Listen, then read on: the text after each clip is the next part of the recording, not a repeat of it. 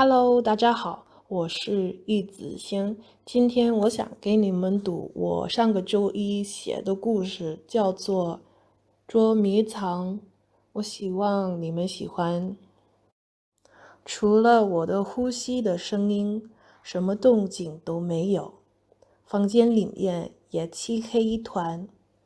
我却不知我怎么知道这件事情，因为当时我的眼睛紧紧地闭着。是因为我不想看身影走来走去，眼不见心不烦嘛，至少我是这么安慰自己的。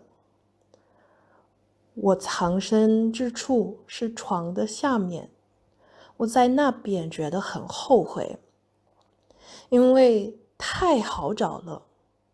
家里有很多可以躲避的角落，不过逃跑的时候，我没有时间好好的思考哪个地方比较好，只去了第一个能想起的地方罢了。已经是过去的事情了，做个诸葛亮有什么用呢？接下来，我一下子想起我的朋友，他们是不是藏好，或者已经被发现了？听起来，走上楼来的脚步突然打断了我的思路。我估计他在来我这儿的路上，也许已经知道我在哪里，不着急。仿佛为了证实我的猜疑，房间的门就嘎吱一声开了。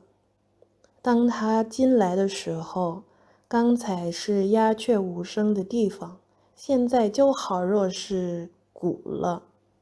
鼓声就是在各个部的重压下地板发出的声音，一步一步地靠近我的位置，然后脚步声停住了。我屏住呼吸，一动不动，躺在原地，也不敢开口，但是耳朵里有心跳声。一时间想，那么大声，他也能听见吗？脚步继续了，绕了房间一圈，我也听到窗帘唰了一声。也许他以为我在窗帘后藏着的。他也检查床上，还有梦丽的把2个枕头扔到地上了，同时发出了哼这一声。最后他叹了一口气，然后开始回门去。那个时候我愿意睁开眼睛，还有放松了，因为他倒是没有找到我。但是一瞬间他转身了，我看了他的鞋子很快地跑我的位置来，他的身体蹲下来，然后他的圆圆的脸在我的面前露了个脸。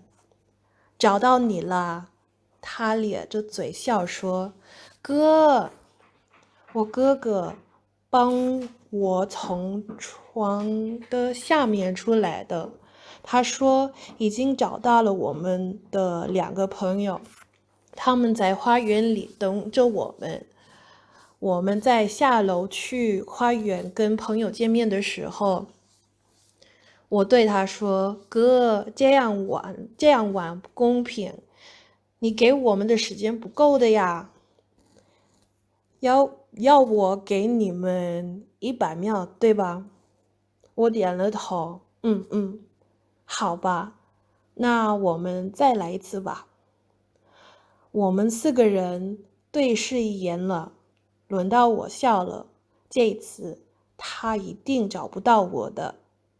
哥哥转身了，背对着我们仨就数起来了，1、2、3、4。